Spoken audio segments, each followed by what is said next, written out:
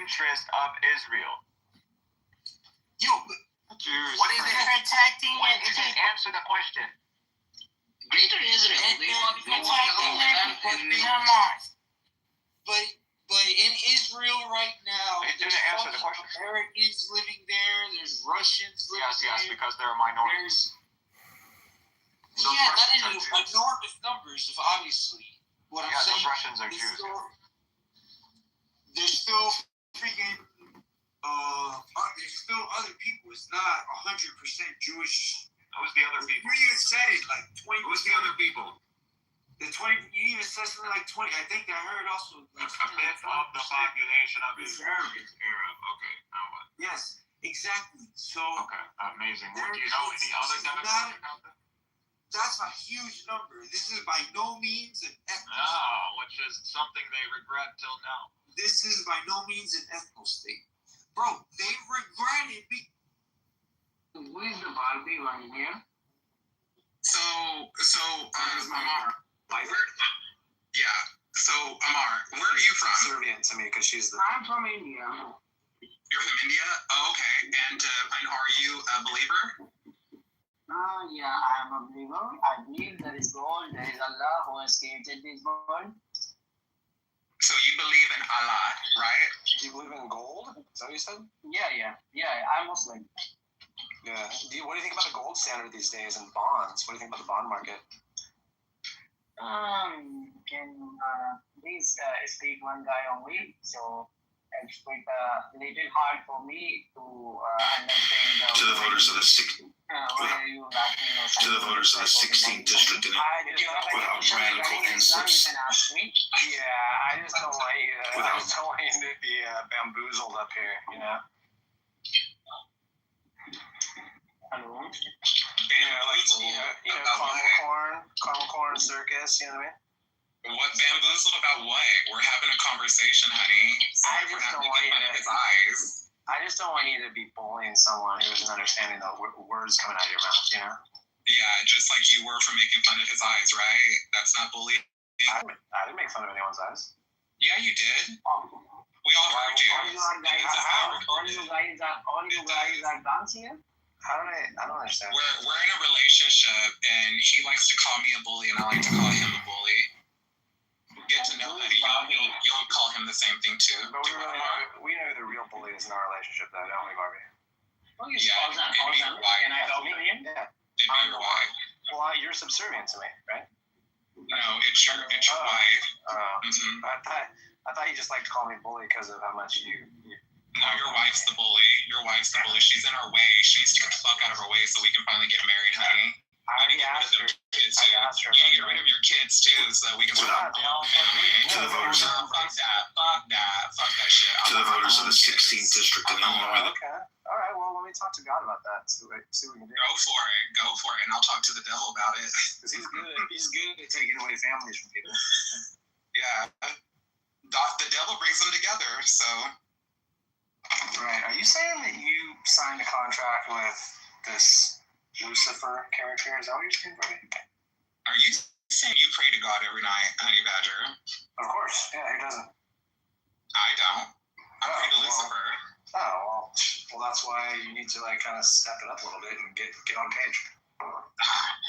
Nah, that's your job. This is why Enigma holds these rooms. You know that, right? We hold these rooms so that we can entertain you. We know how you are. We know how you get bored when there's not theists on here for you to bully. So we're here. Go ahead, do your thing. Okay. Well, Shepwrecked is here, and he's a theist. Did you want to talk with him?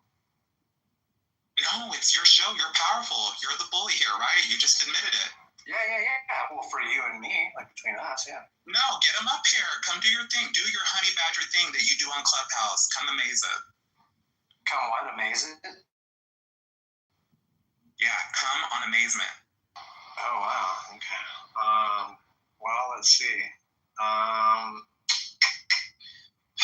I'm all out of ideas. You want to help me? Honey, I'm not going to fuck you. Shipwreck, would you like to come up here? You can come up here if you'd like.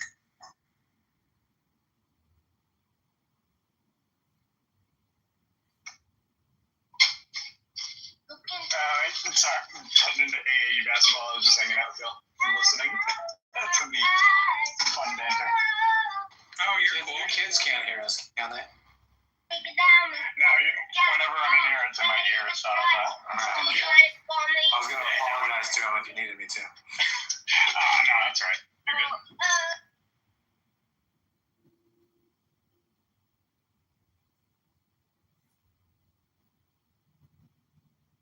So now what, Barbie? Go ahead. This is your show. You said it's your room. You and No, you said that you are the bully. You are powerful. Yeah. And I'd like to apologize to Shipwreck because, yeah, we've got this nasty bully up here. But go ahead, honey. It's your show. Go ahead. What, do you want the green bean, honey? Do you need the green bean? Enigma, is this my show? Do you agree with Barbie? Without radical and substantial spending changes. No, I don't. Why do you need other people? Why do you need everybody in this? Why can't it just be me? Why do you gotta add people? Hi, We did that last time when T was on excuse here. me, Like, Barbie. You hear this, T? You No, hear be them? respectful of Enigma. That's all, Barbie. Excuse me, Yeah, Barbie. but you want to bring people in the argument, honey. Keep people out of it. Just you can talk to me. Well, I don't want to talk to you anymore. Excuse me. Do you want the green bean? Will that make you feel better, honey? Because we know how you pout when you don't get your way. Yeah, you want it? Here you go. Here you go. Here, baby. There you go. Did you like that? That make you feel... All right. Does anyone have anything they wanted to share or ask Yeah, me while I'm up here? I'd like to get put in the queue, Dr. Honey. This is your friend Comedy. Great. Well, welcome to my show. Thanks, Mr. Comedy. I appreciate it. Well, I would like to just read a snippet from what the Jews consider one of the holiest books in the Jewish faith, the Zohar. This is what it says. We have learned in the mystery of our Mishnah why it is written, and they knew that they were naked. Adam had faded away.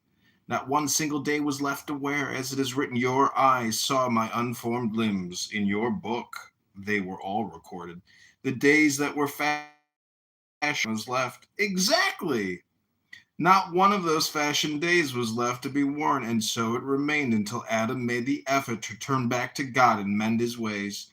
The Blessed Holy One accepted him and made him different garments, but not from his days, as it is written. Yahweh, Elohim, made garments of skin for Adam and his wife, and he clothed them. Come and see. Abraham, who was pure, what is written of him? He came into days. When he left this world, he entered into his very own days and put them on to wear. Nothing was missing from the radiant garment.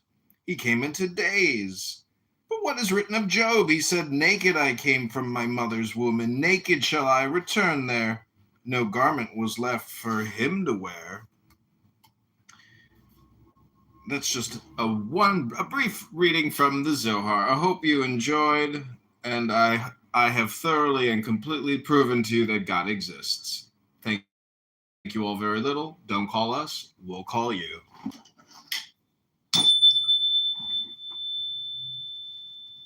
How does it prove God exists?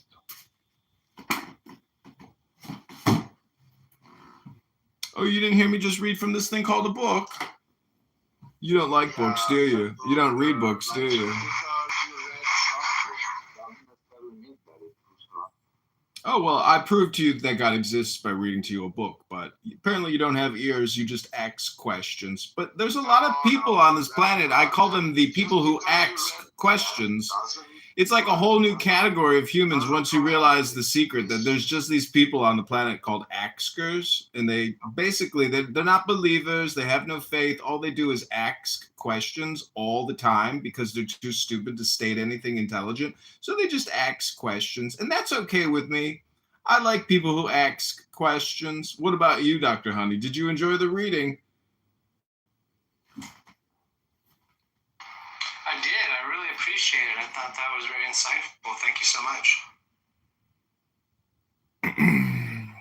Thank you. And I hope I have...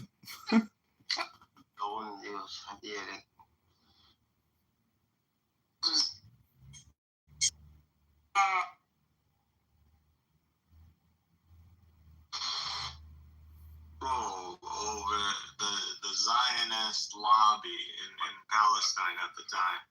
What would your approach be to the majority demographic, Arab demographic in the region? But you don't understand that I don't control myself right now. I thought you said you're a Zionist. Why is Cynic always bringing up the demographics? Because that's literally the crux of the issue. It's not the crux of the issue. War and the law is the crux of the issue, you propagandist moron. You're a retard. Which is, by the way, this is Netanyahu. Bibi is the one who classified the demographic threat to be the main threat of Israel, of the existence of the Jewish state. Y'all don't know shit, do you?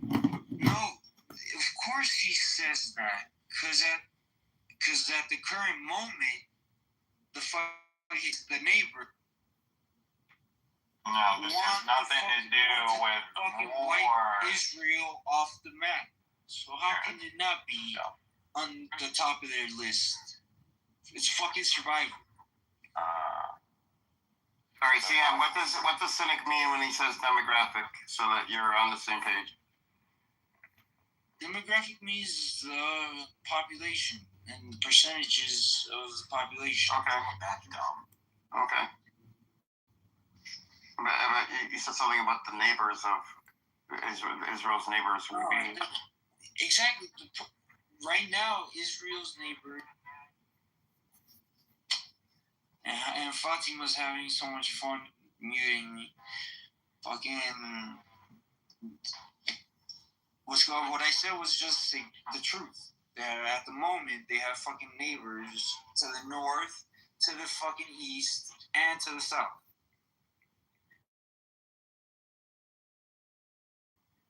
And so that's why they have the IDF.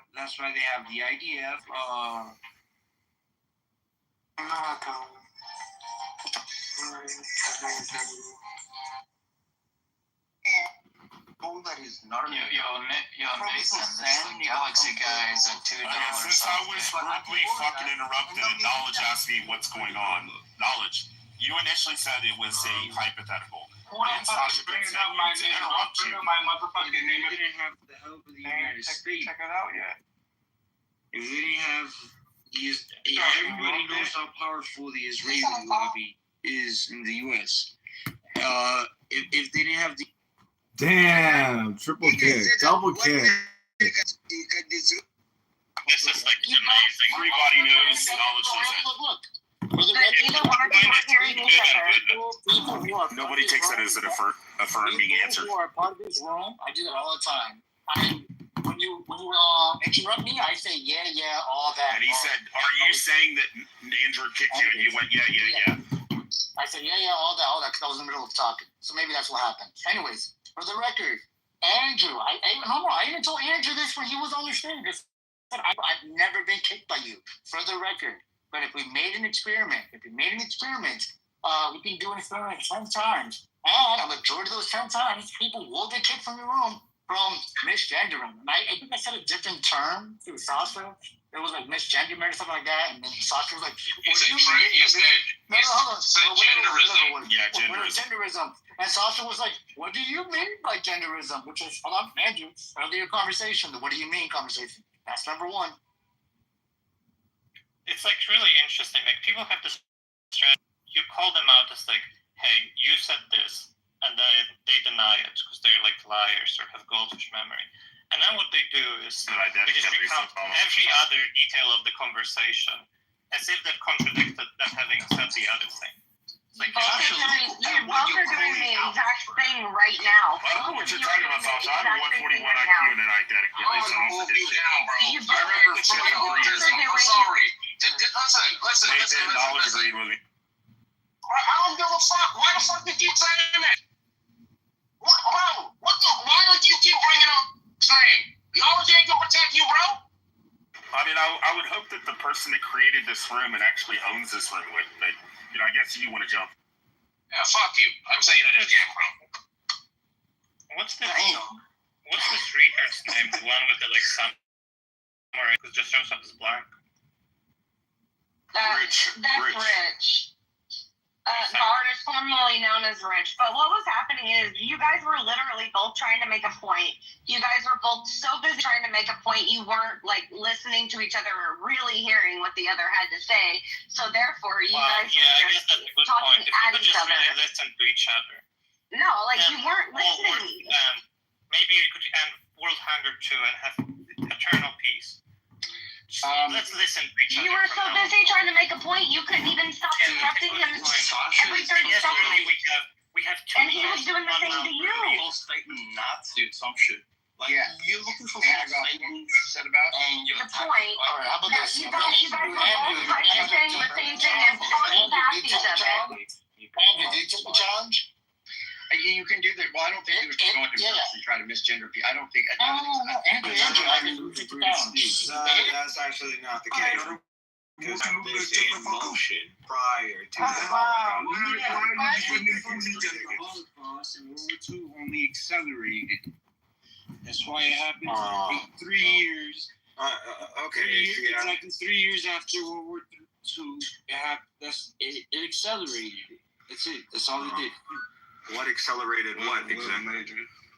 You said that by 1917 they were already drafting plans of giving Israel. So yeah, I'm just saying this notion of establishing a Jewish homeland, which is translated by the Zionist state, World War II only wasn't a result of the Holocaust, actually.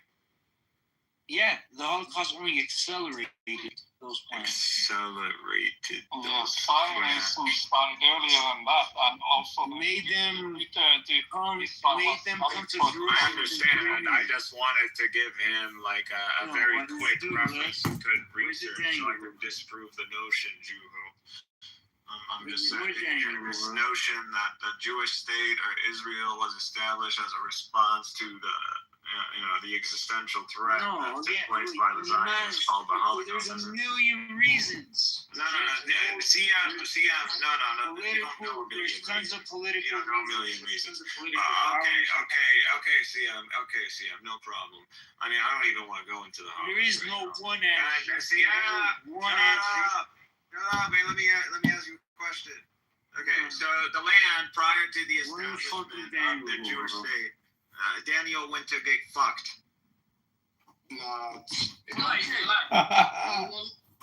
Beyond my understanding. Yeah, it was nice to chat with you, everybody. I'm gonna go to sleep. You have a good night, Shlomi. Laila Tov. Thank you. Shabbat Shalom. Sleep well. Shabbat Shalom. Good night. Laila Tov.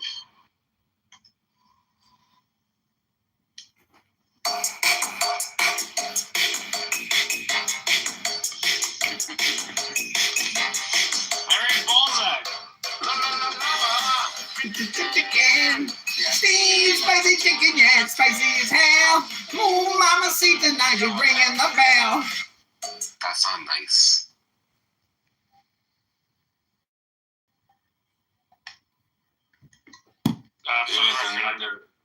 It is another moral police. Yeah. The one that's supporting all the terrorists. I was using David's catchphrase. No, I was gonna say for the record, I've never seen Harry's false ass, so I have no idea. For the record.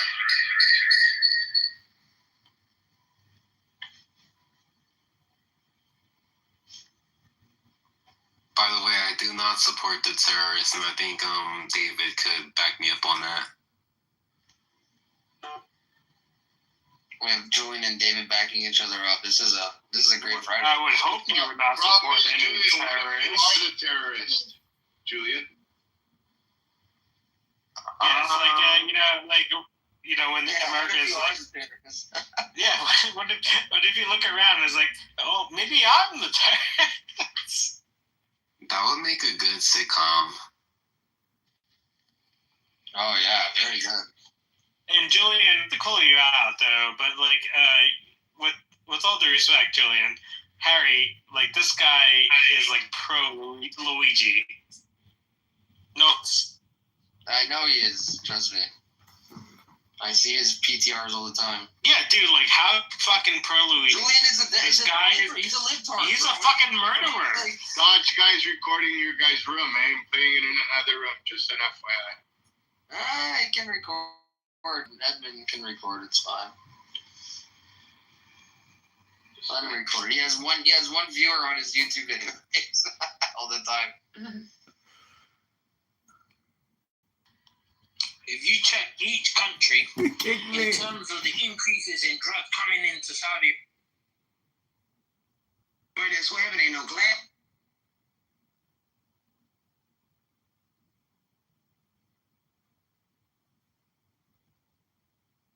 She's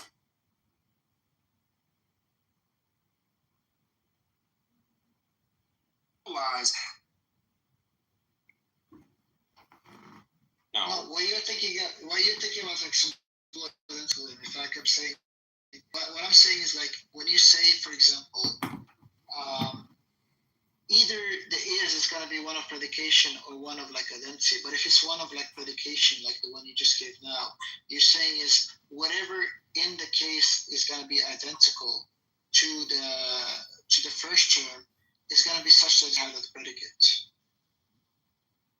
Okay, yeah, I'm happy to say that if you're putting it that way. Right. But that's just going to be, again, a reduction to the law of identity. But I'm saying that's going to be an axiom of logic. But the point is, like, why this is... And these are different logics that are different axiomatic systems. And these are different logics that are different axiomatic systems, and different things follow from them. So obviously I don't think, and I think those are analytic truths because they follow from these axioms. But clearly I don't think it just follows from a single logic theory because I just think there are multiple different logic theories. It doesn't matter if there's like a million logic, maybe like a pluralist. The point is, it's supposed to reduce to at least one of them. But like, which logic system do you think the penal axiom is reduced to? And what's the proof of it? I don't think it reduces to a logic system. I think you just have a system of axioms. And how is it analytical? It reduces to stipulations, Venus. It doesn't reduce to logic. I don't know what you mean by like stipulations. Unless you think there's like analyticity is just like some kind of like a conventions. But that's not like how math works. Because if that's the case, I can make anything a theorem. There would be like no discoveries. If I want something to be true, I'll just like stipulate it, and it will be like analytical. You can stipulate anything you want. You can stipulate that what I mean by one and what I mean by one is that equals 3. You're missing the point. The point is like there's like interesting debates in mathematics whether something is a theorem or not. If it was like a mere stipulation, somebody could solve that debate by just stipulating that it is a theorem. But that's not the case. The point is, we're taking some things to be like axioms of math, not through some kind of like arbitrary stipulations. And then we're checking that there'd be like some interesting inferences from those steps. We can just like stipulate whatever to be an inference. And then we're asking, is this in fact an inference or not? And those are like the interesting discussions that we're having. The point you agree that chess and checkers are different games and they have different rules? Yeah, but those are not true that though. You think it's true that there are different ways in which checkmate works in these different games? I think they're analytically true, and they are true theft. The what is? That if you have 2 rooks at the end of the board and the king at the final rank, that they're in checkmate, like that's like true and it's analytically true. Yeah, if you have like stipulated a range of definitions, yeah, but I'm saying that's like the difference between here and mathematics.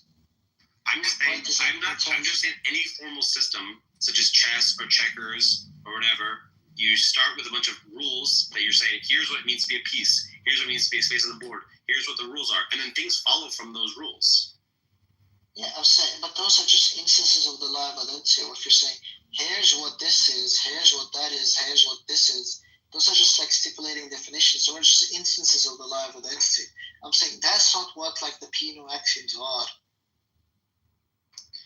There are all sorts of things in math where, like, if you agree with the parallel postulate, this follows from math. If you don't agree with the parallel postulate, this follows. If you agree with the axiom of choice, this follows. If you don't agree with the axiom of choice, this follows. And they're just choosing axioms, and they're saying which choice of axioms. No, there's like a distinction between those two. The examples you gave in the chess, You're just stipulating instances of the law of identity. You're just saying X is Y, Z is N, and so on. I'm saying if you do that, then it's reducible to analyticity because the very thing you stipulated are just instances of the law of identity.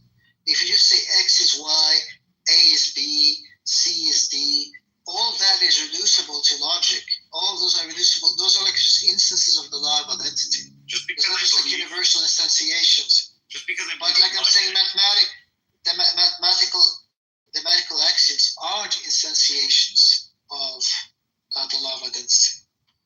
I can believe in the law of identity and then not believe in things like the material, conditional, and also some other properties of it. I can just say they are other things, and that's all I need. No, but you're missing. I don't need to absorb all of logic to just say the law of identity that things are identical to other things. All I need. No, but you're missing my point. You're missing my point. The point is like what you stipulated is reducible to something that's like uncontroversially a part of classical logic's extension in first order logic. That's why people who like doing like reductions to mathematics to like second order logic like Frege did, in which like the extension of like identity in first order logic was like uncontroversially included as a system, thought that like mathematics were just like analytical, which proved to be wrong because basic law 5 was just like false, proven by like Russell's paradox. I'm saying the example you gave in chess what is Russell? You can go through like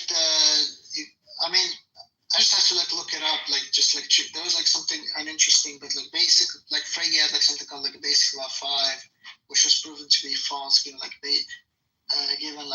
Russell's paradox, which was like the same reason why like Cantor's like naive set theory was like proved to be problematic. I just like forgot like the various steps. It's like something very trivial and very simple, like can't capture it now. But the point that I'm making is the Peano axioms are not akin to like just defining chess rules in terms of like identities, which are going to be like instances of the law of identity. Just because the barber who only cuts the hair of barbers that don't cut other people's hair, just because like there's like that doesn't work or whatever, just because there's like a bit of a like paradox there, doesn't mean like the way things like the way chess works or the way like math works isn't just you take the system of rules and see what follows from them. No, that's not the point. The point is there was something called basic law 5, which you could actually reduce the Peano axioms to. The range of like assumptions that Frege worked, including basic law 5, it's just that like basic law 5 is false because of like Russell's paradox. That's the point that I'm making. This is like something very popularly known. I just forgot like the exact like steps to the proof. You can like look it up. Just look at like the SAP on like Russell's paradox or something. It should be like a huge section of like Frege's basic law 5. I'm just saying like the stipulating identities is not what mathematics is. Like Peano axioms are not just like stipulations of like identities. The way you get 2 + 2 = 4 is just because of like some stipulations, the way like you're stipulating like what a rookie is and like what the horse is in terms of like chess. Well, it's rules. It's not just identity state. Exactly, yeah. But the point that I'm making Sam is like, right? Sam just think it's like uncontroversial that like arithmetic is like analytical, and I'm saying like that's like a. Oh, do you agree that arithmetic is analytic? I do, but I mean, yeah, Venus is right is like. So like whether or not if I see in the world like whether I have 1 quarter and 1 quarter, and that makes 2 quarters, whatever. That's like a synthetic claim about. Oh my god, that's like fucking stupid. But if I'm talking about just math itself, like was 1 + 1 2, it seems like obviously analytic. No, it's not, because look, the arithmetic is not the most fundamental thing. You almost think like people just like define number 1 and they just get like all of arithmetic. It's not like how math works. Like all of arithmetic is supposed to be like derived from the Peano axioms. And Peano axioms can be reduced to like logic. And then the question is like, how do we think about that conclusion there? given that like people used to think it's like obvious that it was like reducible. And then Frege said, look, here is the reduction, and he gave like basic law 5, and that failed. And then like Russell tried to fix that with like type theory, and that failed. And then people just realized, oh, we can't do that unless we just like arbitrarily define something, but that's not going to be analytic, as like the ZFC like set theory is trying to do. And then people are saying, oh, what about like Hume's principle? Oh, well, I think that's analytic the same way like law of identity is. And there's like a huge debate of how to think about this thing. And then you just like come who don't even know shit about this debate. You're just like, oh, I just think it's like obvious. This is like a problem, like that kind of like arrogance. You don't even know like the beginning of this like entire discussion. And I think it's just like a hand wavy way to say it's like, oh, analytic. That's the issue that I'm taking from this. And like Sully probably has like a theory of this, but at least like Sully has like understood the debate, read through the debate, and then like taken a position. You know, like fuck all about this entire debate, and you think it's like something as easy as just to like say, oh, it's like a chess game. There is like, so I do think there's going to be a difference between like analytic and like logical tautology. You know, like I think there are some analytic truths that are not like merely the same as a logical tautology. So, you know, I mean, even something like a bachelor's and unmarried man, something like that, right? That's like analytically true or something. Like, if you want to say it's an instance of the law of identity, I don't think that's all it is. I mean, there's also like there's analytically. The things that are true, once you know what the terms are and what the rules of the game are, you don't need to learn anything else. There's other things where you have to check the world. So I don't know how many atoms are in my bedroom. I have to check. Whereas I can just know by knowing what Y's and what plus is, that means 2. I don't need to check the world to find anything out. I can just know it's true by what the terms mean. And the usual definition between truth about what terms mean versus truths about the world, these are like usual distinctions between analytic and synthetic truths. And I think it's just, I think math is analytic because once you know what the terms mean, you can just see what follows from it. You don't need to check the world. Mathematicians don't need to like look at physics to find out what mathematical truths are true. They can just see what their axioms are and then see what follows from them. See what the rules that they're allowed to use for derivations are, and then see what follows. They don't need to check the world. That's why they're analytic, and that's the. It's like somebody who like read the first paragraph on the Wikipedia of like analyticity. I mean, there's a sort of like there is some nuance to this, right? Like, okay, it's this whole question of like, well, are the axioms we're starting with are those true or not? You know, no. Well, there's like I'm just saying that's like a question. Like the thing that Venus mentioned about like Frege having an axiom that was then shown to be problematic. But just because you're treating something as an axiom to do derivations doesn't mean that it is true. You know, I don't think you can do all kinds of stuff. But then what you can do is you can say like say something like Euclidean geometry, right? For example, you know, it has like the parallel lines postulate. You know, yeah. And then other geometries don't have that. Yeah. Right. But basically, if the like basic postulates of Euclidean geometry are taken to inform like the semantics. So basically, like when I say, you know, in Euclidean geometry, that could be like explicit or implicit. You know, parallel lines never intersect, right? That is analytically true. Like if the semantics for parallel lines is taken from those Euclidean postulates, basically, right? Whether it's actually the case that Euclidean geometry properly like models the world, or like whether it even makes sense to ask if it's quote unquote true. Like basically, like a mathematical system like that is not like any more or less true just based on the fact that it doesn't like model physical space or something like that. So like that's enough. Of course. When you're asking whether you're saying if the world can be modeled with math, that's a synthetic claim. If you're just saying here's what the math is and here's the relationship between the parts of the math theory, that's analytic. And so yes, whether the parallel postulate, you can have geometry that's Euclidean, you can have geometry that's not Euclidean. Those are all just things that are derivations from the axioms and your rules of inference. Now, if the world is the world like that, that's a synthetic claim. You have to find out. You have to check. No, you're missing the point. Look, I can't just like stipulate, for example, all Jews are ginger, and then I just say, well, Sam is like a ginger. The point is like that axiom can be wrong, and if that axiom is not like reducible to like the axioms of logic, the way that like Peano axioms were shown, they can be reduced to like the axioms of logic. Because it might just be like wrong because of like some factor of the world. They're not like guaranteed to be true, even like we take them to be like axioms. No, man. And so like It's retarded. Wait, how is that retarded? If you're, I think that there's probably appears for logic too. You could question which logic. If you're stipulating there's these things that have the property of Jew and redhead, and you're saying those things co-occur, yeah, you can just stipulate there's this object that has the property of redhead and Jew. Now find out in the world, are there any things that have the property of being redhead Jew? Yeah, that's a synthetic claim. But all you had when you just are stipulating here's in my mind, I have different properties, redheadness and Jewness. That's not true or false, that's just a stipulation. You're missing the point. The point is like the Peano axioms is like the stipulation of like all Jews are like ginger. Like why I think those stipulations are true. We have like a conceptions of the things in the Peano axioms. It's not like we're just like inventing terms and we're saying what I mean with this is like what I mean with this. Are you like familiar with the Peano axioms, Arsa? Not really. Yeah, that explains like a good bunch of it.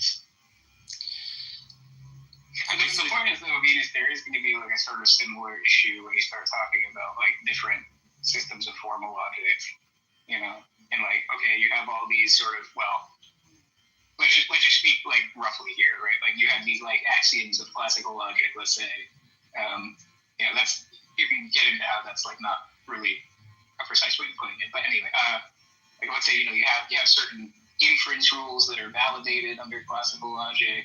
No, and then they're not validated under another logic. And so, like, the idea is like... No, I agree with that.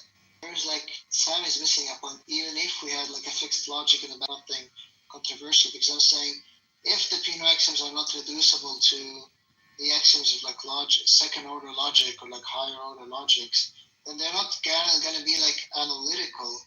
It doesn't matter if you say, like, we're just... Yeah, I don't think that's that would right. just be, like, I think I did. Yeah, we'd just be... But that would just be like stipulating that like all Jews are like gingers and just saying, I can just derive like even that Sam is a Jew is gonna be like a ginger, like they're gonna be analytic. That would be like confused. You can't stipulate synthetic claims, obviously. Well, the point is we don't know whether or not if you can't reduce the Peano axioms to axioms of logic, you then claim them to be like analytical. Well, that's the point. That's something I disagree with. The point is like you're being crazy right now, man. I'm just saying certain systems have rules. They have sort of identities and rules, and then they're not all going to be a specific logical system. You have paraconsistent logic. Okay, hold on. Sam, you're missing. Let me try to persuade me to sleep. You guys are crazy. Sam, you're not. Fuck, this is crazy. Stop talking over me. Stop talking over me. I'm saying there are different rules and different systems with different identities, and they don't all go track back to Peano axioms or any sort of particular logical system. The rules of chess and the rules of Monopoly are not going to be the same rules, but there's different things that follow from them. Once you have the game of Monopoly, it follows, like there's lots of things that follow from the rules of Monopoly. And I'm not trying to reduce everything back. All I'm trying to reduce things to is that rules exist and identities exist. That's it. I'm not trying to fucking map it back to some specific logic or some specific fucking Peano axiom.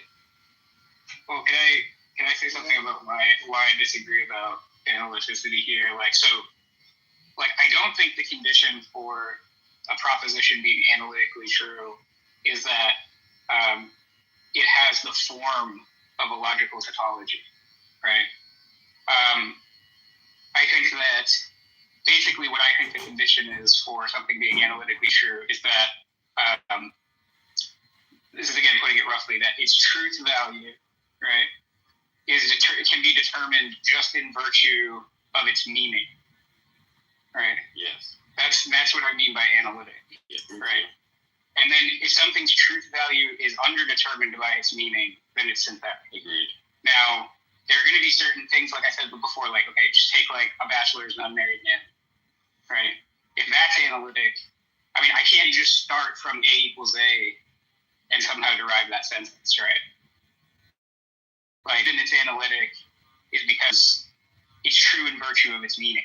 It's true in virtue just of, like, you can determine that it's true just in virtue of knowing what it is.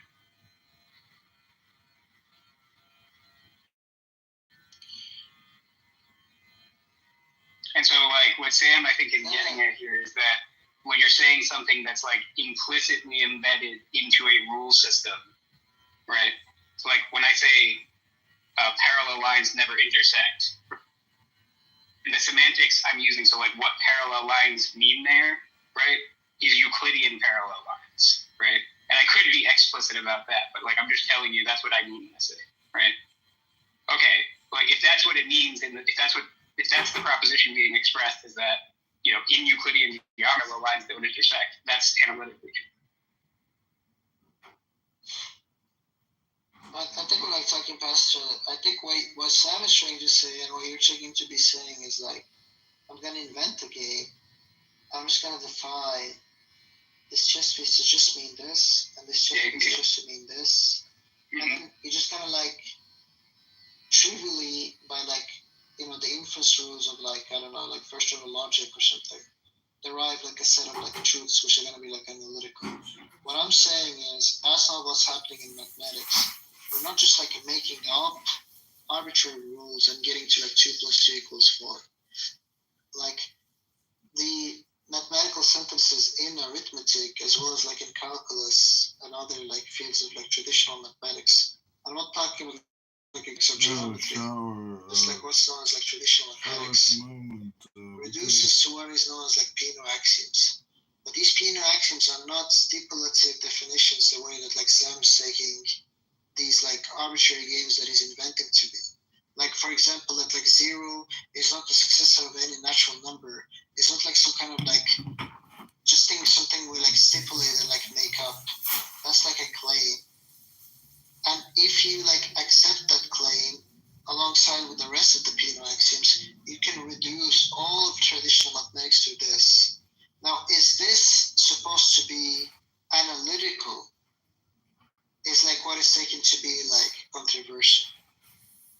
Now, it is the case that like, yeah, right. Now it is the case that we know what like 0 is, we know what like a successor is, we know what like a natural number is, but there's nothing in that definition that just like from that like the definition that it follows.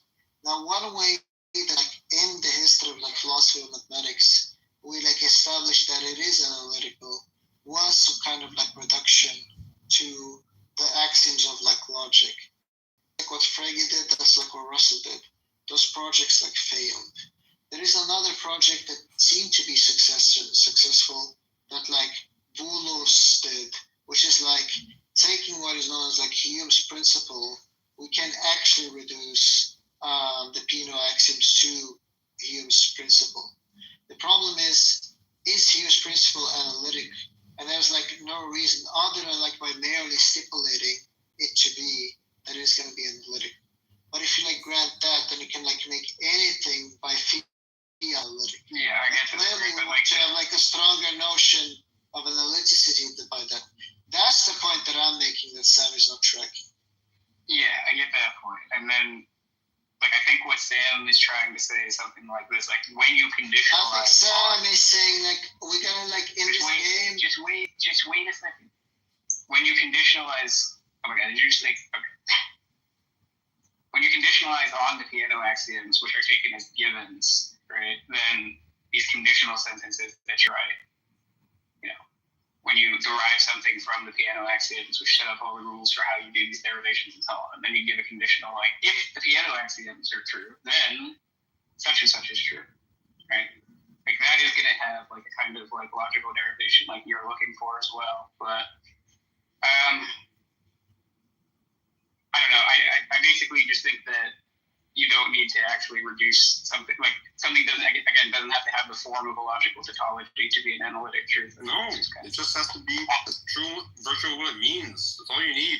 You don't need It doesn't have to have a logical structure. Right, but you get what he's saying is that when you say basically like when you give the piano axioms that you're not just like defining, like the way he's saying is that you're not just defining zero, right? Like you're making a claim about zero, you know? I don't think. Or like when you give the successor function, it's like you're not just like saying something that's analytically true of numbers. You're like presenting a claim about numbers. I mean, what? You can have different numbers, theories of numbers that work differently. Like we know that you can just have the axiom of choice or not the axiom of choice, the parallel oppositor or not. You can have it just, here's a system of math, nothing adds anything. So 1 plus 1, not wrong. And it's fucking weird. It's bizarre to say, oh, I'm telling you something about the number of this number 0. 0 only exists as a sort of like thing that exists within a sort of theoretical system. Like, there's not just like a 0 that just like, different number systems would probably treat 0 differently. Yeah, but it's basically like, imagine like, you know, if you wanted to treat it like something synthetic, just imagine that like people had a sense of 0, you know, prior to somebody trying to formalize the piano axioms. Anyway, I don't know. Venus wanted to come back up, but I guess. I mean, he just can't control himself. He just fucking, whenever anyone tries to talk, he just talks over them. He's got no self-control.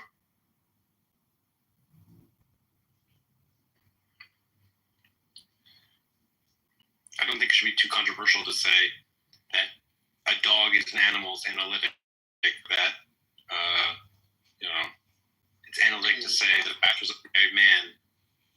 And I also don't think it should be comfortable to say 1 plus 1 is 2 is analytic, because you don't have to check the worlds. You're not, that's not, whether 1 plus 1 is 2. They're seeing if the things follow from their rules they are allowing themselves to have in their identity. Is this about whether math is analytic or a priori synthetic? Yeah, I mean, I think so.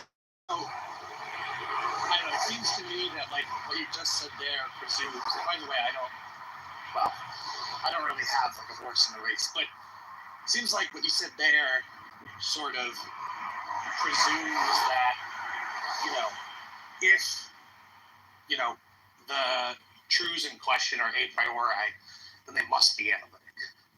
And that's what the synthetic a priori people are denying. I think if you're making a synthetic claim, you're making a claim about the world. And a mathematician doesn't have to be making a claim about the world. Like, if they talk about imaginary numbers, they don't have to make a claim that there's a thing in the world like imaginary numbers. Like, there are synthetic identities or whatever, like, a bachelor, water is H2O or whatever. But that is not the sort of thing, that's the sort of thing you have to check. Well, I mean, you're kind of just presuming that a priori knowledge can't get at things in the world. Now, I share that presumption, by the way, but it would be something you'd have to argue for against the, you know, a priori synthetic people, right? I mean, a lot of those people will probably be mathematical Platonists who think that mathematical truths are in the world. They're just things that you discover by a priori intuition, nonetheless. Well, then how do they make sense of that? You know, you have some math that rests on the axiom of choice and other math that rests not on the axiom of choice. Which one is in the world, you know? Like, does the world have both? I assume that there's a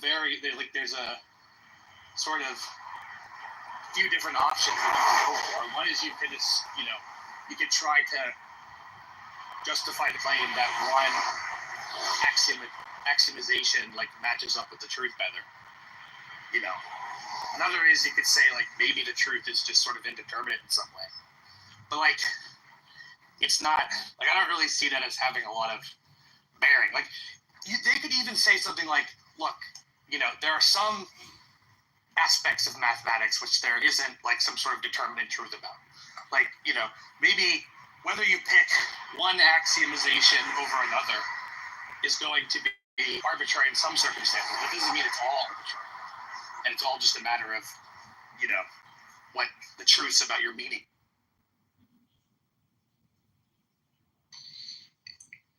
By the way, I have a pretty radical view that, given that I think concepts are just hypothetical bundles of properties, that you could do like a priori camel biology as long as you just stipulated enough like truths about camels. Like if you like gave me like 1 million camel facts that were all part of my camel concept, I could just like do derivations on like, oh well, if they have this property, like you just like could like find out truths about camels if you just like had a deep enough camel concept.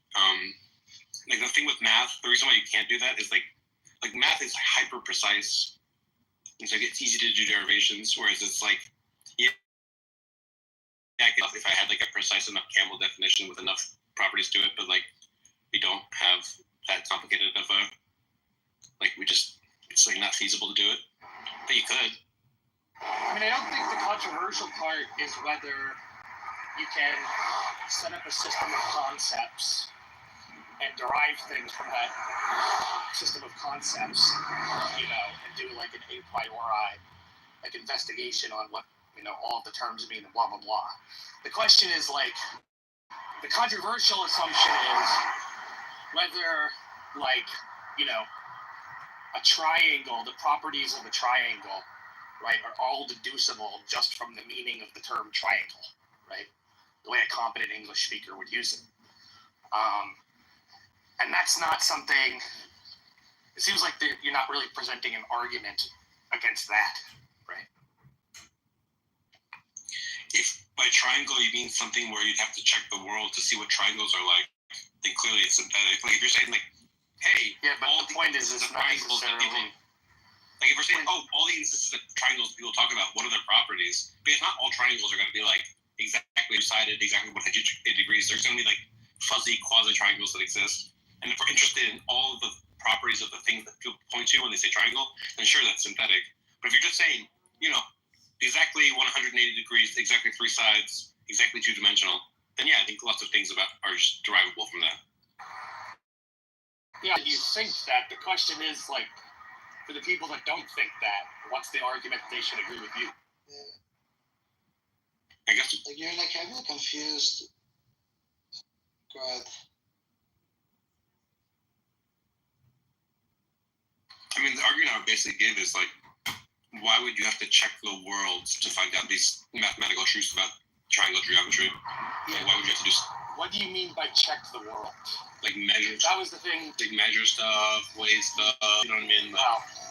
Okay, but sorry, someone's passing by the movement. But anyway, so the question though is whether in check the world you're building in assumptions about it being a posteriori, right?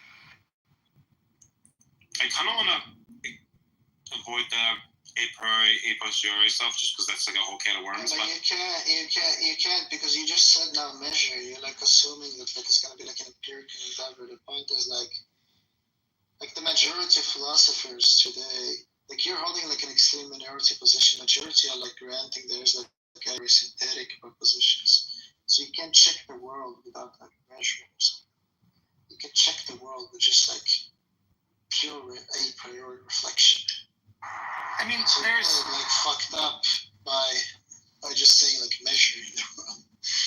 Go ahead, but I mean, the thing I was explaining to him before was just like, if you think mathematical truths are truths about the world and not just truths about conceptual structures, then you are checking the world. It's a priori checking the world. I mean, the point that I made to him, which he had like a hard time understanding at all, was that like, if logicism is... Why do you have to say there is a hard time understanding at all? Like, why do you have to do that? Like, literally what's wrong with your brain that you have to do that? Like, why are you like this? You can just say your views. Like, what is wrong with you, dude?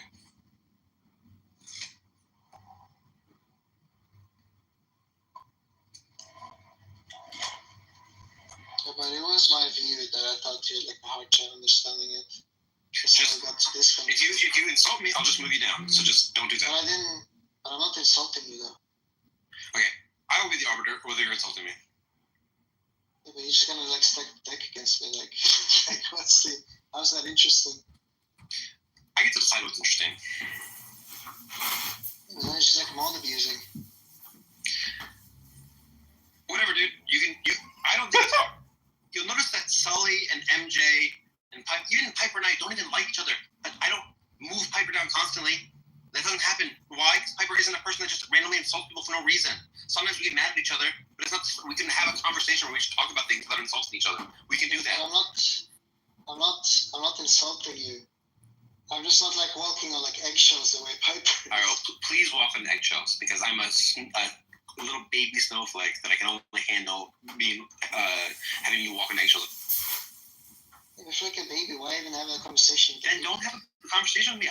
I'm happy to talk about this with Sully and Piper. That's fine, but like, don't complain that I think you're like 85 IQ then.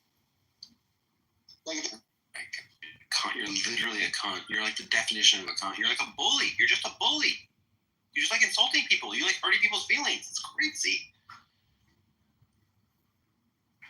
So, Sully and Piper, are you guys there? Yeah.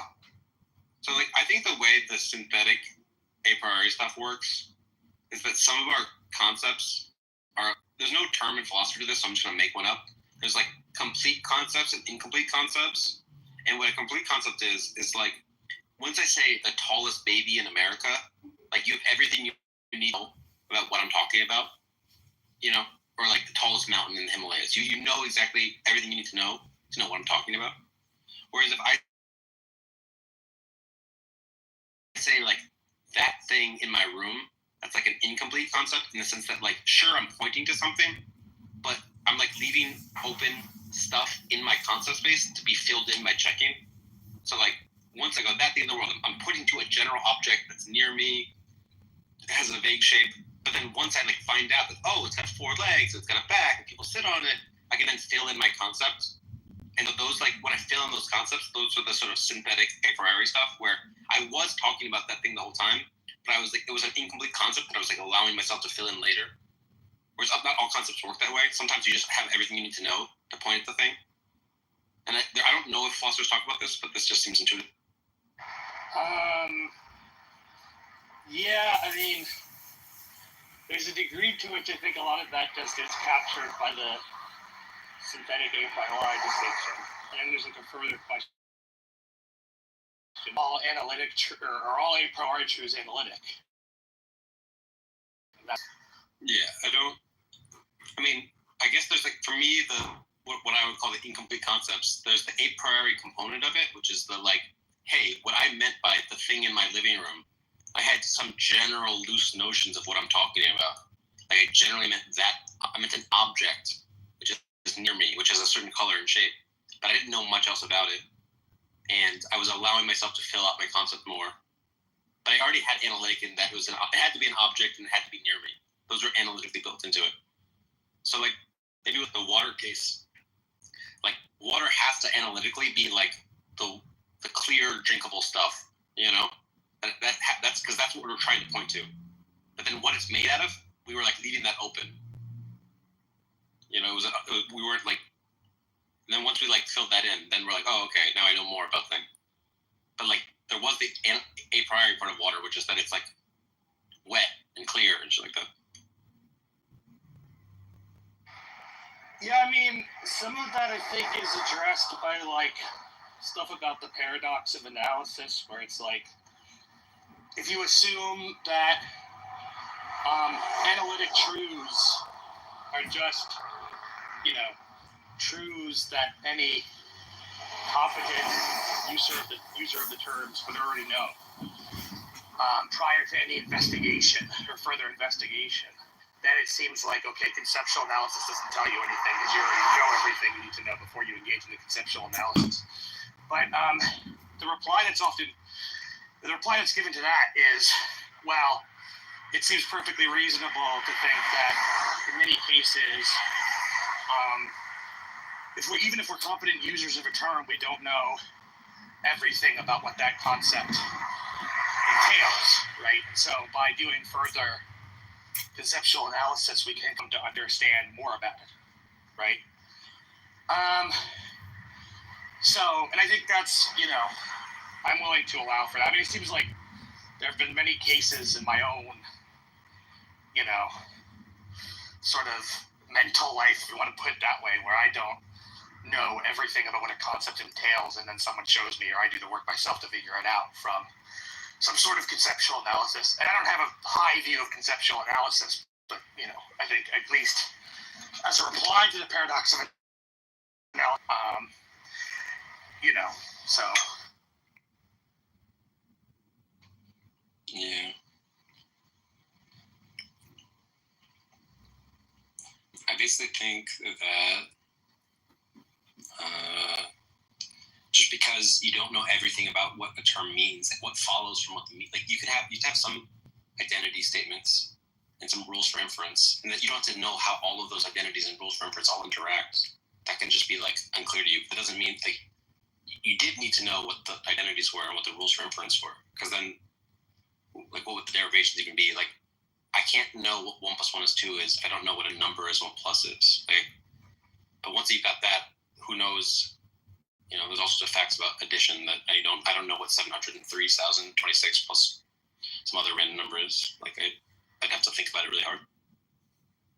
Yeah, I mean, and so the further question is, like, when you think about it really hard, are you putting together synthetic truths from some faculty of intuition for mathematics that you have? Or are you just deriving things analytically from the meaning of terms? Radical and substantial spending changes to taxpayers. I mean, I think I'm deriving stuff because I think if I wasn't deriving stuff, I would be like doing something. I would like I don't know. I would be measuring the world. I would be looking at the world. Yeah, but the story of sound. That's fine. The further question, though, is when is looking at the world.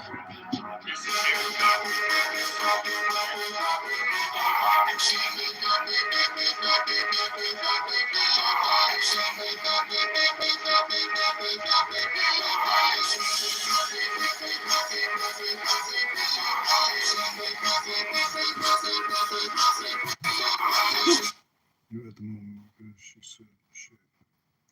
Hello? Hello?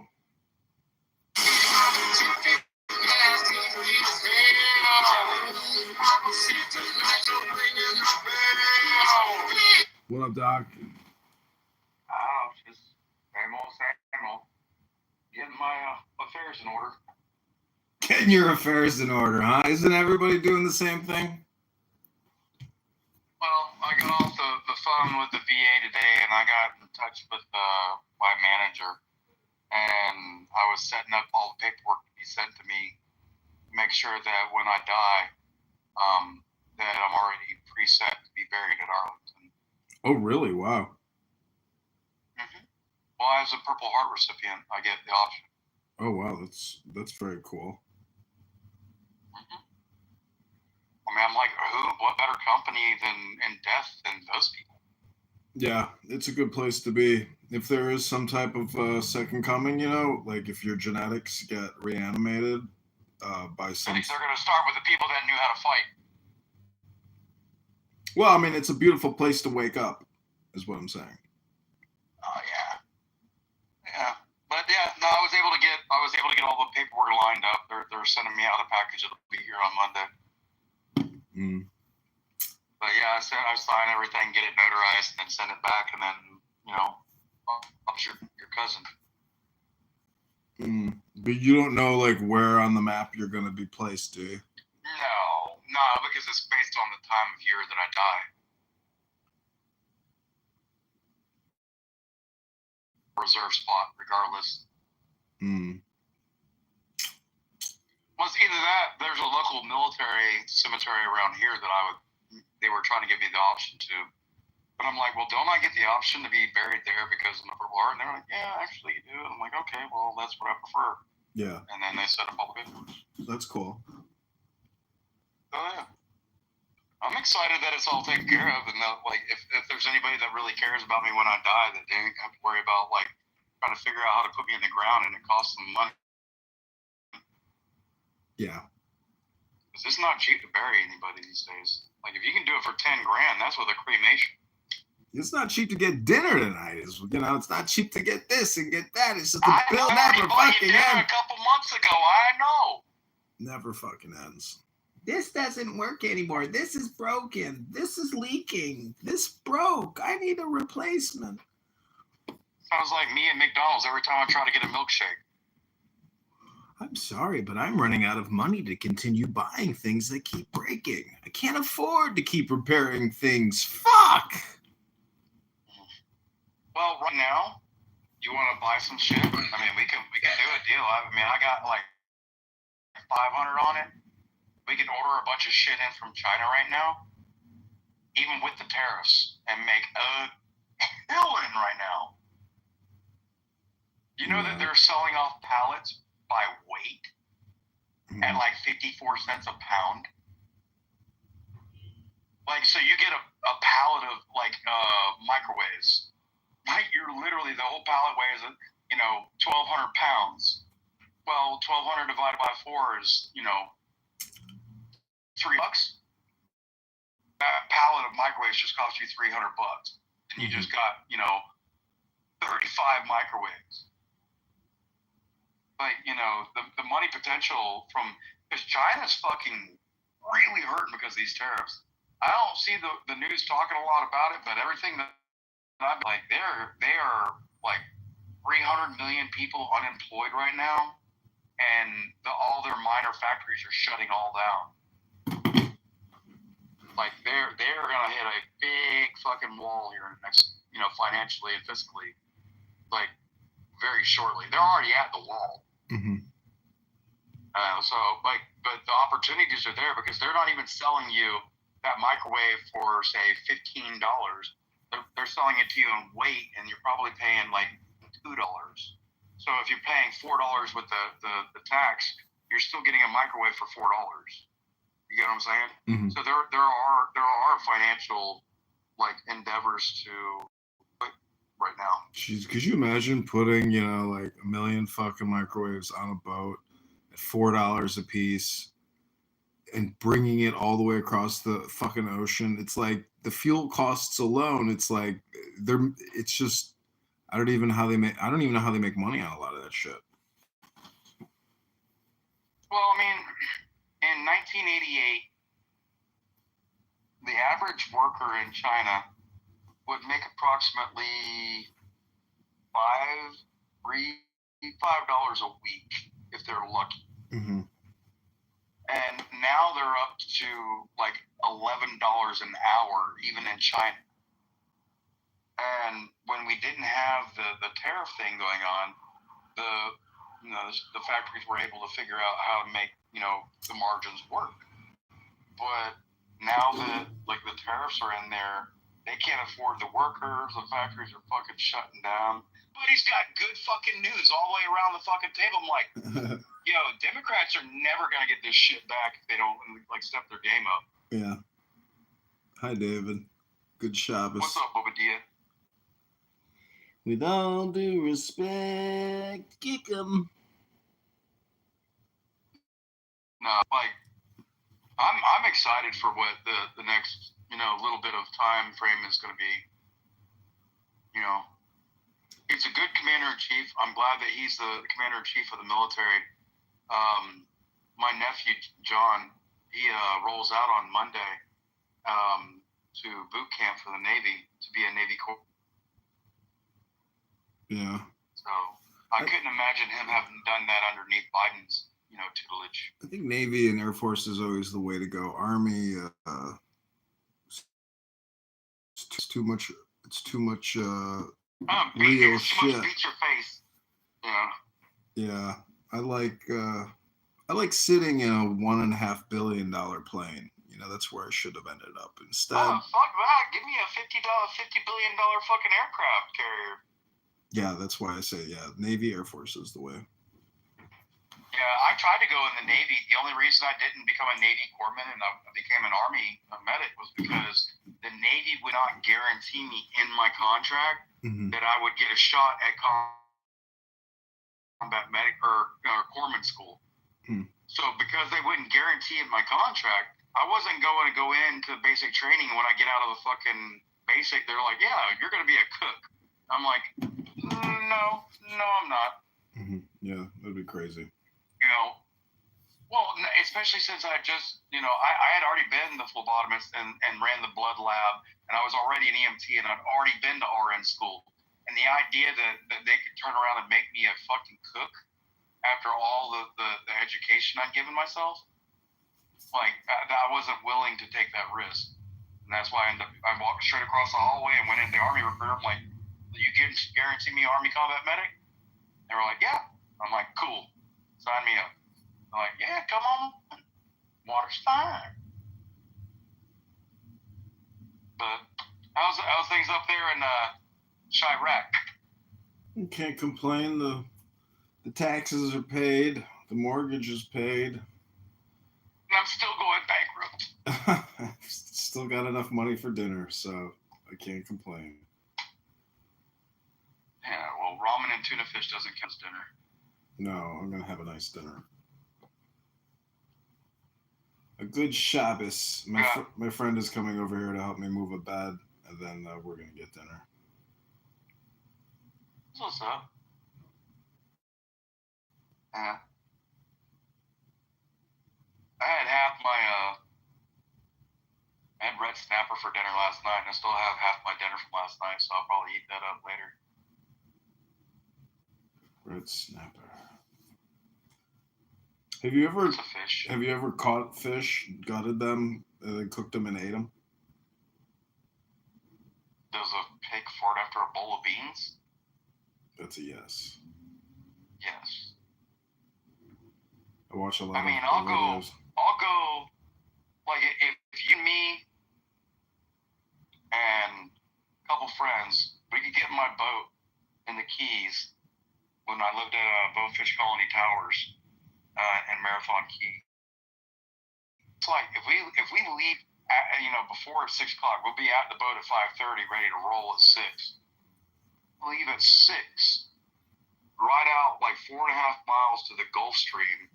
We fish. We'll be back at the dock before lunch with 36 like mahi-mahi dogs. Mm-hmm. And we'll have all 36 of them filleted up, cut into like 1-pound steaks, and then vacuum sealed, and then thrown into a flash freezer. And and that's before lunch.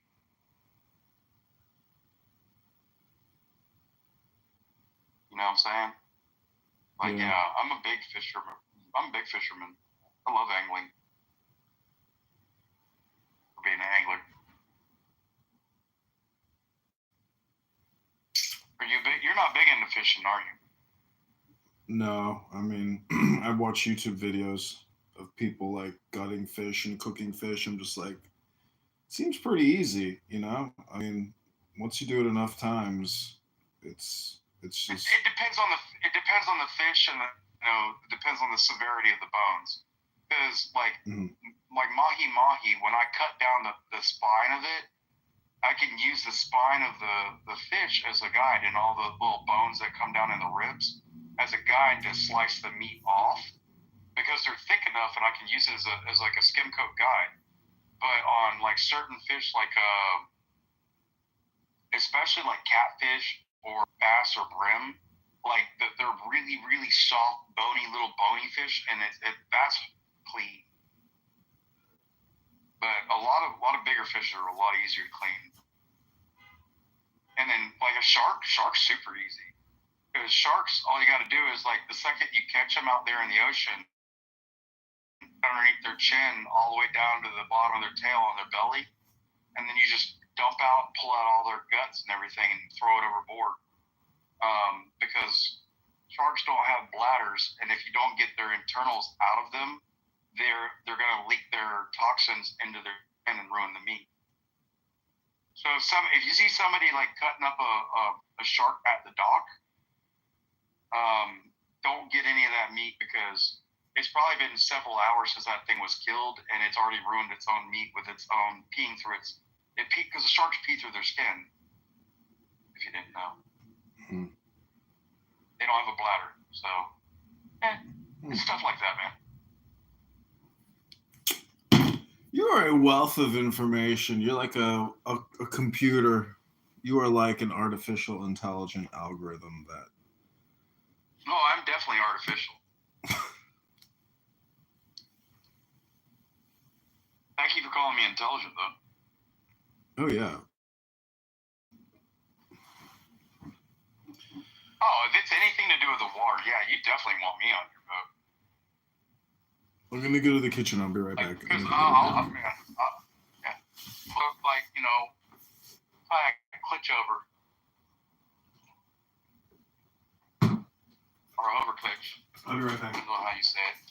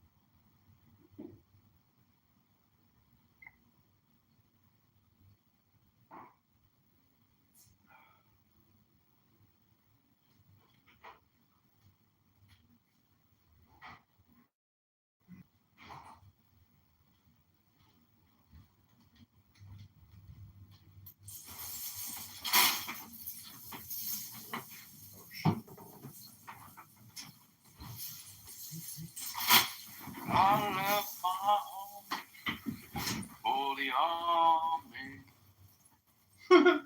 Ole, ole, ole, ole. I left my home for the army. The day I left, my mama cried. She cried so hard, she thought I would surely die. Ole, ole,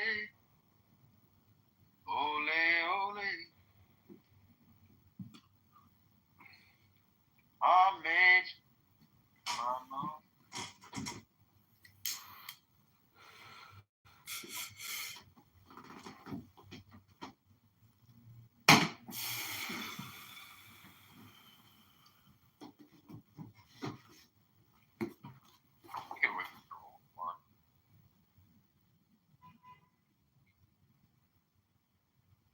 Dude, I don't know what's going on. It's crazy. You know what I mean? You know what I mean? You know what I mean?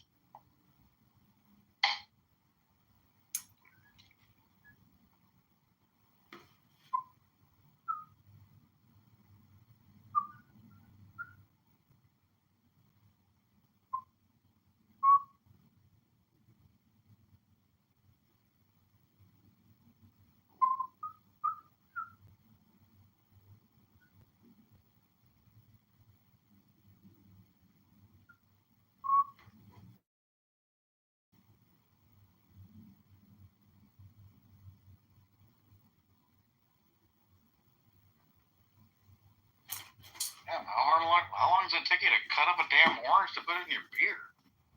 I don't have any orange. I have orange juice.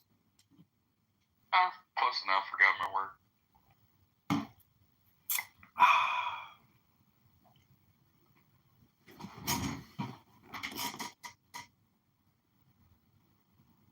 can't believe you laughed at me singing an cadence.